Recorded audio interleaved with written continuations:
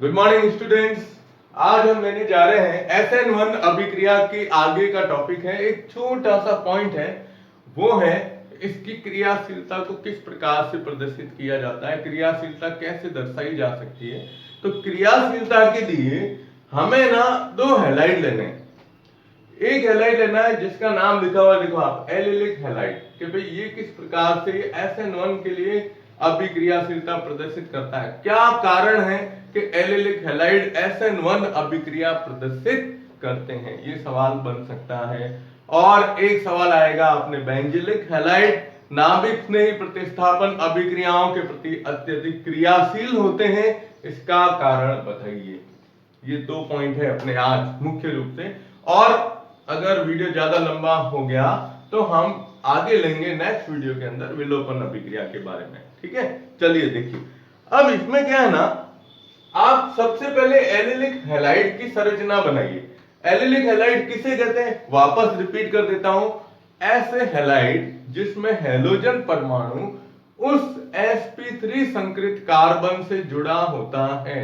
वापस से सुन लीजिएगा, ऐसे हैलाइड जिसमें हैलोजन परमाणु उस sp3 संकृत कार्बन से जुड़ा होता है, जो आगे सीधा श्रृंखला में किससे जुड़ा हो, sp2 से जुड़ा होता है, ये कहलाता है एलिलिक हैलाइड, ठीक है।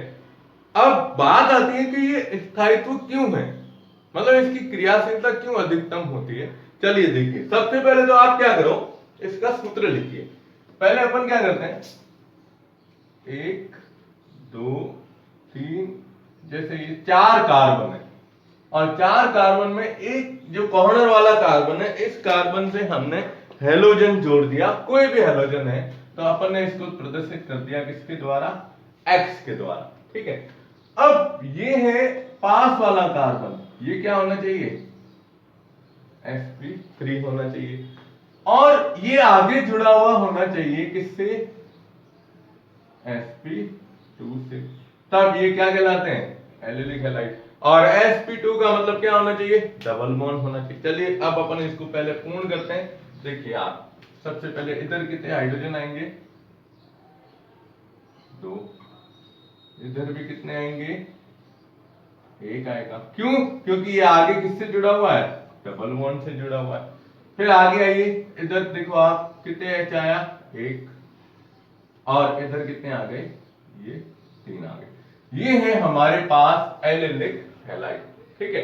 अब SN1 क्या होता है, 2 पदों में होती है, हमने लास्ट वीडियो में देखा था, जिसमें पहले पद में विसमान विखंडन होता है और कार्ब धनायन का निर्माण होता है। चलिए हम इसमें भी क्या करते हैं, पहले विसमान विखंडन करते हैं। यहां लिखना पड़ेगा विसमान विखंडन, या क्या बोलते हैं इसको, विदलन। तोड़ो इस बंध को, कौन से, इसके और इसके बीच का बंध टूटेगा तो धनायन बनेगा और हैलोजन इसमें से क्या हो जाती है, निकल जाती है। चलिए धनायन बनाइए आप यहां से, तो CH3 CH double bond CH और CH2, इसके ऊपर चार्ज क्या आ गया, पॉजिटिव, और प्लस X क्या आ गया, माइनस। अब ये बना है कार्ब धनायन, क्या बना, कार्ब धनायन बना है, ठीक है। अब आगे कि भाई ये जो कार्ब धनायन है, ये अनुनादी संरचनाओं के द्वारा क्या करता है, स्थायित्व प्राप्त करता है। चलिए इसकी संरचना बनाते हैं। देखिए आप, ये है एलिलिक हैलाइड, या ये लिखो एलिलिक, इसको नाम दे देते हैं अपन, एलिलिनियम कार्ब धनायन, इसको ऐसे अपन नाम दे देते हैं, किसका, इसका। अब इसको लिखेंगे तो CH3 CH double bond CH और CH2 प्लस, अनुनादी संरचना को इससे दर्शाते हैं। क्या होती है अनुनादी संरचना, जिसमें बंध का स्थानांतरण होता है, किसका होता है, बंध का स्थानांतरण होता है। चलिए बंध का स्थानांतरण का मतलब ये हुआ साहब कि यहां देखो, इधर कमी है, यहां से इस द्विबंध को इधर ले जाइए, जैसे द्विबंध इधर गया इसके ऊपर चार्ज क्या हो जाएगा, इसमें कमी हो जाएगी। चलिए बनाते हैं संरचना इसकी, चलो बनाओ। अब इधर क्या रह गया देखो, CH3 CH, बंद टूट गया यहां से, CH डबल बॉन्ड CH2, ये बंद कहां गया, इस तरफ, इसके पास आते ही अब प्लस आवेश किसके ऊपर आ जाएगा, इसके ऊपर आ जाएगा। अब आप कहते हो कि सर अब वापस इसको अगर लेना है तो अनुनाद में क्या सिस्टम होता है, पहले बंद जाएगा फिर वापस, बताओ। अब उल्टा बता दो आप, उल्टा कैसे, यहां पर इलेक्ट्रॉन की कमी है तो ये यहां से वापस कहां आया, ये इधर आया, तो दोबारा ये संरचना बनेगी। ये है एल्यूमिनियम कार्ब धनायन की अनुनादी संरचना। क्या है, अनुनादी संरचनाएं हैं। और यहां हम लाइन लिखेंगे कि अनुनाद या अनुनादी संरचनाओं के कारण, अनुनादी संरचनाओं के कारण यह धनायन या कार्ब धनायन क्या हो जाता है, स्थायित्व प्राप्त करता है। क्या करता है, स्थायित्व प्राप्त करता है। इस कारण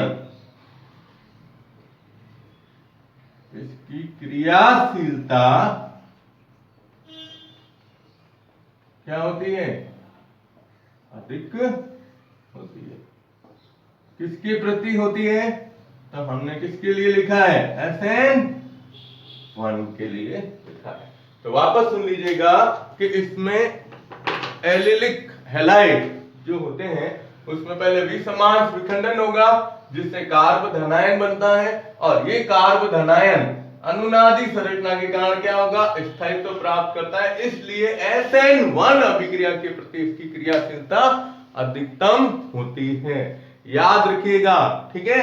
चलिए स्क्रीनशॉट लो, नोट करते जाइए साथ साथ में, ओके। अब देखिए, अब इसका सेकंड एग्जांपल है, वो है बेंजीलिक हैलाइड। तो भाई बेंजीलिक हैलाइड क्या होते हैं, तो बेंजीलिक हैलाइड की पहले तो आपको परिभाषा ध्यान में रखनी है, ये भी वर्गीकरण के अंदर आया था। इससे पहले जो हमने एग्जांपल लिया वो भी वर्गीकरण का था, एलिलिक हैलाइड के रूप में। तो बेंजीलिक हैलाइड का मतलब ये है कि भाई हैलोजन लो आप पहले, और उस हैलोजन को हम क्या करते हैं कि ऐसे कार्बन से जुड़े जिसका संकरण क्या हो, sp3 हो, ठीक है।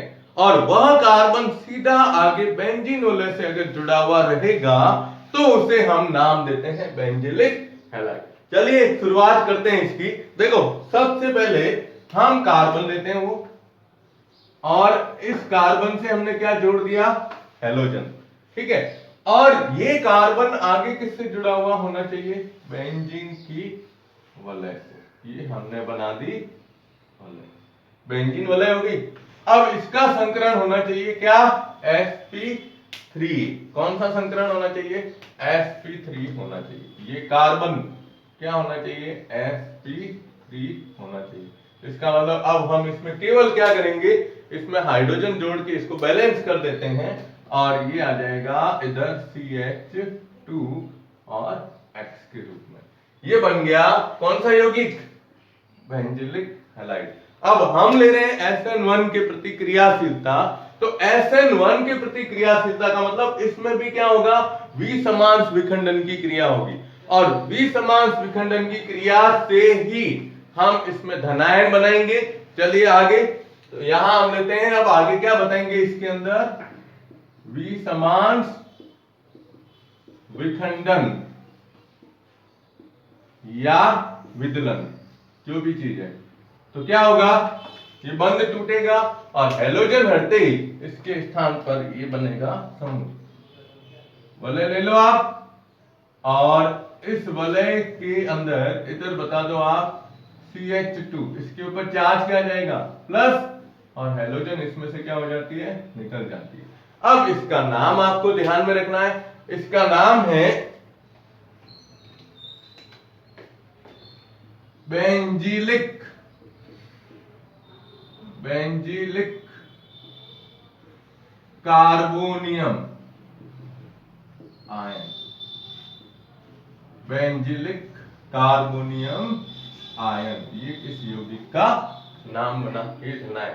अब कहते हैं कि साहब ये ज्यादा क्रियाशील क्यों होता है, तो इसमें भी वही रीजन बताना है जो हमने अभी एलिलिक हैलाइड के अंतर्गत बताया था। वो ये है कि साहब ये भी अनुनादी संरचनाओं के द्वारा क्या करता है, स्थायित्व प्राप्त करता है, जिससे इसकी क्रियाशीलता क्या हो जाती है, अधिक हो जाती है। तो हम इसमें लाइन लिखेंगे कि यह अनुनाद या अनुनादी संरचनाओं द्वारा, अनुनादी संरचनाओं द्वारा स्थायित्व प्राप्त करता है, स्थायित्व प्राप्त करता है, जिससे इसकी क्रियाशीलता, इसकी क्रियाशीलता एसएन के प्रति, एसएन मतलब नाभिक स्नेही के प्रति बढ़ती है। क्या होती है, बढ़ती है। ये आपको रीजन बताना है इसके लिए कि भाई बेंजिलिक हैलाइड नाभिक स्नेही प्रतिस्थापन अभिक्रियाओं के प्रति या SN1 अभिक्रियाओं के प्रति अत्यधिक क्रियाशीलता दर्शाता है। इसका कारण बताइए, तो इसका कारण क्या बताओगे, अनुनादी संरचनाएं। क्या बताएंगे इसमें, अनुनादी संरचनाओं के कारण इसका स्थायित्व ये प्राप्त करता है या इसका स्थायित्व बढ़ता है, और स्थायित्व बढ़ने से इसकी क्रियाशीलता भी क्या होती है, बढ़ती है। यानी एक ही लाइन, स्थायित्व बढ़ना, स्थायित्व बढ़ना, स्थायित्व बढ़ेगा तो क्रियाशीलता बढ़ती है। ठीक है, अब हम इसकी लेते हैं मेन अनुनादी संरचनाएं। मैंने आपको 11th के अंदर कुछ उदाहरण बताए थे अनुनादी संरचनाओं में, रासायनिक बंध वाले पार्ट के अंदर। इसी तरीके से इसमें भी लेंगे। देखो आप पहले एक वलय बनाओ, ठीक है, ये बेंजीन की, यहां 1 2 और ये 3 बंध आ गए।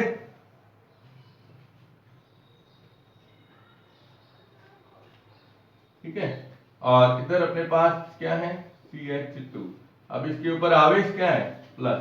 अब फर्स्ट संरचना कैसे बतेगी, बताएंगे। देखो आप ऊपर प्लस है, इसका मतलब ये एक ऐसा समूह है जो इलेक्ट्रॉन को अपनी तरफ क्या करता है, खींचता है। और इलेक्ट्रॉन को अपनी तरफ खींचेगा तो CH2 के ऊपर जहां इलेक्ट्रॉन घनत्व कम था, वहां इलेक्ट्रॉन घनत्व में क्या हो जाएगी, वृद्धि हो जाएगी। लेकिन बेंजीन वलय के अंदर इलेक्ट्रॉन घनत्व अधिक हो जाएगा। देखो कैसे करना है, यहां पर ध्यान दीजिएगा, यहां से इस बंध के इलेक्ट्रॉन इधर बंध बनाएंगे। अब यहां से बंध टूटा तो इधर तो डबल बॉन्ड बन जाएगा, लेकिन यहां पर चार्ज क्या आ जाएगा, प्लस आवेश आ जाएगा। क्या आ जाएगा, प्लस आवेश। तो इसकी जो सेकंड संरचना है, वो सेकंड संरचना इस तरीके से बताएंगे। ये बंध टूट गया, ये इधर, ये इधर, इधर क्या आ गया, डबल बॉन्ड, और इधर आ गया CH2। अब यहां से बंध टूटा है तो इसके ऊपर आवेश क्या बताओगे आप, प्लस। यहां कमी हो गई। अब क्या होगा, इस कमी को पूरा करने के लिए हम ये बंध तोड़ेंगे, तो इस बंध के इलेक्ट्रॉन यहां एक नया बंध बनाएंगे इस कार्बन और इस कार्बन के बीच में, जिससे ये प्लस आवेश कहां आ जाएगा, इधर आ जाएगा। तो थर्ड संरचना जो इसकी बनती है, वो थर्ड संरचना अपन ये बनाएंगे यहां से यूं। ठीक है, अब बंध किधर आया, इधर, इधर। ऊपर तो क्या है, डबल बॉन्ड CH2। अब प्लस आवेश कहां आ जाएगा, थर्ड स्थिति में, मतलब ये यहां पर आ गया प्लस आवेश। अब क्या होगा, याद है ना ये संरचना है। तो अब आगे आएगा कि ये बंध जो है ना, ये बंध इधर बनाएगा नया बंध, तो ये प्लस आवेश ऊपर आ जाएगा। अब प्लस आवेश ऊपर आते ही ये इसकी जो संरचना बनेगी वो यूं आएगी कि इधर एक नया बंध, इधर नया बंध बना, ये डबल बॉन्ड CH2। अब प्लस आवेश ऊपर आ जाएगा, तो ऊपर किस तरफ बताएंगे, ये यहां। जनरली आपको ये चारों संरचनाएं इसकी ध्यान में रखनी है। ये किसकी है, बेंजिलिक कार्बोनियम आयन, की अनुनादी संरचनाएं, अनुनादी संरचनाएं, ये है इसकी, ठीक है। अब ये इसकी संरचनाएं आ गई, लेकिन आप देख रहे हो अभी तक 4 हुई है। मैंने आपको कहा था ना टोटल कितनी बनती है, 5 संरचनाएं बनती है। तो लास्ट संरचना में क्या होगा, ये इस बंध के इलेक्ट्रॉन वापस इधर बंध बनाएंगे, तो इसके ऊपर चार्ज क्या आ जाएगा, प्लस। संरचना क्या हो जाएगी, चेंज हो जाती है। तो लास्ट संरचना जो अपन बनाते हैं ना, मैं इसको थोड़ा अलग मार्कर से बना देता हूं, ये यूं। अब क्या होगा, बंध यहां नया बना, यहां बंध है ही, यहां बंध है ही। अब इधर क्या आ जाएगा, CH2 और प्लस आवेश ऊपर आ जाएगा। तो देखो आप, पहले ये बंध स्थिति थी, अब बंध की स्थिति ये हुई है ना। तो ये क्या आ गया, बेंजिलिक कार्बोनियम आयन की अनुनादी संरचनाएं। वेरी मोस्ट इंपॉर्टेंट पॉइंट है।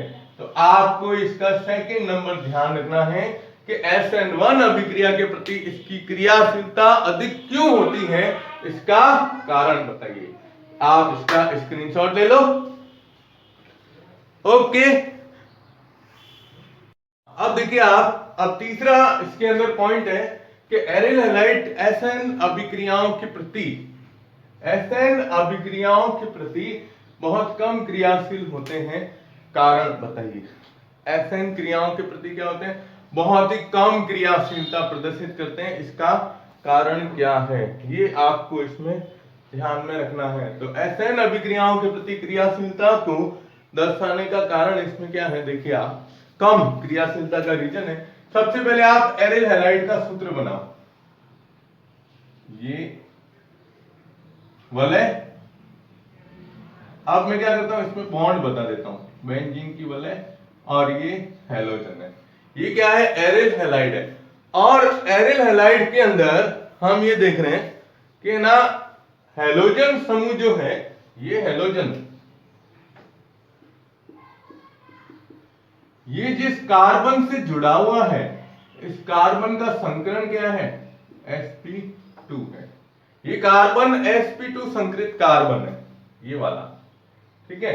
तो यहां जब sp2 संकरित कार्बन से हैलोजन जुड़ा होगा, तो हैलोजन की विद्युत ऋणता क्या हो जाती है, कम हो जाती है। और हैलोजन की विद्युत ऋणता कम होने से इसमें कार्बन और हैलोजन के बीच में एक आंशिक द्विबंध बन जाता है। क्या होगा, अब मैं इसकी भाषा भी लिखवा रहा हूं और इसको यूं भी दर्शा देता हूं। देखो क्या होता है इसके अंदर कि ये है ना, ये स्थिति बनती है। यहां पर हम क्या करते हैं, आंशिक द्विबंध बताते हैं। आंशिक का मतलब यूं, या इसको नहीं दर्शाओ तो भी चलेगा, कोई दिक्कत नहीं है। लैंग्वेज लिख देते हैं इसकी कि यहां पर हैलोजन, इसमें हैलोजन परमाणु sp2 संकरित कार्बन से जुड़ा होने के कारण, इसकी विद्युत ऋणता में कमी होने से कार्बन और हैलोजन के मध्य आंशिक क्या बन जाता है, द्विबंध। या अब एनसीईआरटी के हिसाब से अपन इसको कहते हैं द्विआबंध। द्विआबंध बनने से इसकी, यानी किसकी, एरिल हैलाइड की SN अभिक्रियाओं के प्रति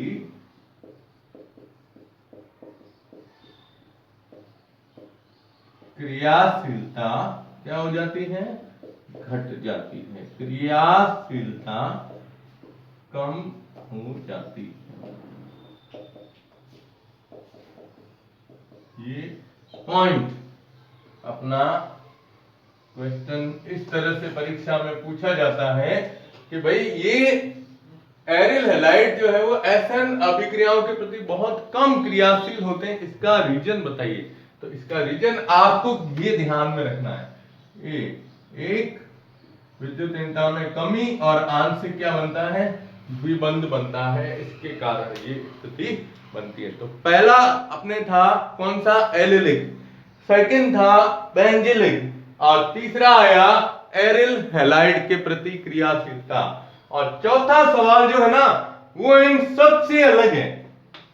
आपको 3 हैलाइड दे देंगे, मैं अभी आपको ये एग्जांपल बता रहा हूं, इसके बाद किताब के अंदर कुछ सवाल दिए हैं, उन सवालों को आप पढ़ना। उन सवालों के अंदर ये जो अपन 3 टॉपिक ले रहे हैं ना, इन टॉपिक से संबंधित है, या SN1 और SN2 की जो हमने रिएक्शन क्रिया विधियां पढ़ी है, उन क्रिया विधियों के अंदर ध्यान से सुनिएगा, उन क्रिया विधियों के अंदर ही इन सवालों के जवाब मिलेंगे आपको उसकी क्रियाशीलता के क्रम के अंतर्गत। ठीक है, तो अपना जो चौथा पॉइंट है वो ये देंगे, ध्यान दीजिएगा, ये चौथा पॉइंट आपको एक दे देंगे RX एल्किल हैलाइड, एक देंगे यूं वलय दे दी और वलय के साथ में इधर जोड़ दिया CH2X 2, और तीसरा आपको दे दिया वलय और वलय के साथ में सीधा क्या जुड़ा हुआ है, हैलोजन। अब क्या देंगे, इनकी SN क्रियाओं के प्रति क्रियाशीलता का क्रम लिखिए। ये चौथा सवाल इस तरह से पूछा जाता है कि इनकी क्रियाशीलता का क्रम किस प्रकार से होगा। तो आप है ना पहले क्या करोगे, 2 पॉइंट पहले वाले, तीसरा ये, इसको नोट कर दो अभी और इसका स्क्रीनशॉट ले लो ताकि नोट कर दिया जाए, और फिर मैं आपको इसका आंसर बताता हूं। स्क्रीनशॉट ले लो। ओके, अब देखिए आप, अब अपन इसको क्या करते हैं, यहां ये वाला जो है ना पॉइंट तीसरा, ये हटा देता हूं। सवाल आपके सामने लिखा हुआ है,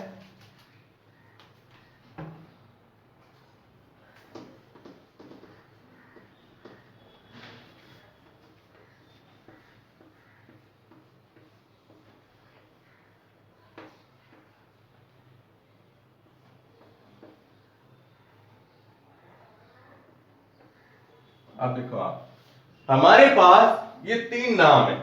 अब इन 3 नाम में पहले तो इसको क्या बोलते हैं, RX, तो RX को अपन क्या बोलते हैं, एल्किल हैलाइड। क्या बोलते हैं अपन, एल्किल हैलाइड। दूसरा दिया है ये CH2X और ये वलय, इसको क्या बोलते हैं, बेंजिलिक हैलाइड। क्या बोलते हैं, बेंजिलिक हैलाइड। और तीसरा दिया हुआ है ये, तीसरा है हमारे पास, इसके साथ वलय जुड़ी हुई है, ये है एरिल हैलाइड।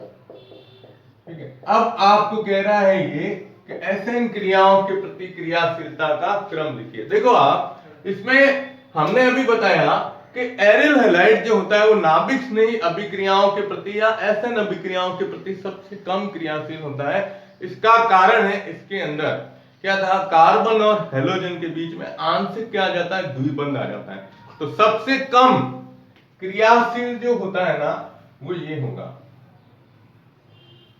ये आप इसको लिख दो इस तरीके से, ये क्या आ रही है अब, क्रियाशीलता क्रम। ठीक है, ये क्या है, एरिल हैलाइड। ठीक है, और इसके बाद ये अपन मुंह जिस तरफ है वो ज्यादा होगा, खुला हुआ है। अब दूसरा देखो आप, दूसरा इसके अंदर दिया है, इसका काम हो गया। अब इसको देखिए, एल्किल हैलाइड, हमने SN1 और SN2 अभिक्रियाएं ली, जिसमें हमने क्या लिया था, एल्किल हैलाइड लिए थे। जैसे SN1 के लिए लिया था 3 डिग्री एल्किल हैलाइड और SN2 के लिए लिया था मेथिल हैलाइड। ठीक है, तो ये क्रियाशील होगा, हमने ये लिया है, तो इसको दर्शा दो RX, इसकी तुलना में ये ज्यादा होता है, तो इसको क्या लिखेंगे अपन, एल्किल हैलाइड, एल्किल हैलाइड। 2 हो गए। और तीसरा पॉइंट अब क्या रह गया, बेंजिलिक हैलाइड। अभी अपन ने लिया था बेंजिलिक हैलाइड है। तो बेंजिलिक हैलाइड की क्रियाशीलता सबसे अधिक होने का कारण क्या था कि इसमें बनने वाला बेंजिलिक कार्बोनियम आयन अनुनाद द्वारा क्या होता है, स्थायित्व प्राप्त करता है, जिससे इसकी क्रियाशीलता बढ़ जाती है। तो हम यहां पर थर्ड जो लेंगे वो थर्ड ये लेंगे कि पहले हम वलय ले लेते हैं और वलय के साथ CH2X, इसको क्या कहते हैं, बेंजिलिक हैलाइड। तो सबसे ज्यादा क्रियाशील कौन होता है, ये, यानी हम क्रियाशीलता में देखते हैं तो सबसे ज्यादा क्रियाशील ये है, उससे कम ये है और तीसरे नंबर पर ये आएगा। सबसे कम क्रियाशीलता इस तरह से दर्शाई जाती है। ये सवाल है ना, ये ध्यान रखना है आपको, ये परीक्षाओं के अंदर पूछे जाते हैं इस टाइप के कि भाई इनमें क्रियाशीलता को किस प्रकार से प्रदर्शित किया जाता है। तो इसका स्क्रीनशॉट ले लीजिए आप। ओके, तो आज हमने मुख्य रूप से देखो आप, अभी केवल एसएन अभिक्रियाएं संपन्न हुई है और एसएन अभिक्रियाओं के बाद एनसीईआरटी बुक के अंदर अपने दिया हुआ है कि वो थोड़ा थ्योरेटिकल है, जो समावता से संबंधित है, लेकिन मैं पहले आपको इसकी क्रियाएं पूरी करवा के उसके बाद वो थ्योरी का पार्ट लूंगा, ठीक है ना, ताकि आप क्या है ना, क्रियाओं को पहले कंटिन्यू पढ़ो, उसके बाद क्या पढ़ोगे, थ्योरी पढ़ लेना, ठीक है। तो आप वीडियो को ज्यादा से ज्यादा देखिए, काम करते रहिएगा, कॉपी के अंदर नोट करते जाइएगा बराबर, ठीक है, और घर पर रहिए, सुरक्षित रहिए। धन्यवाद।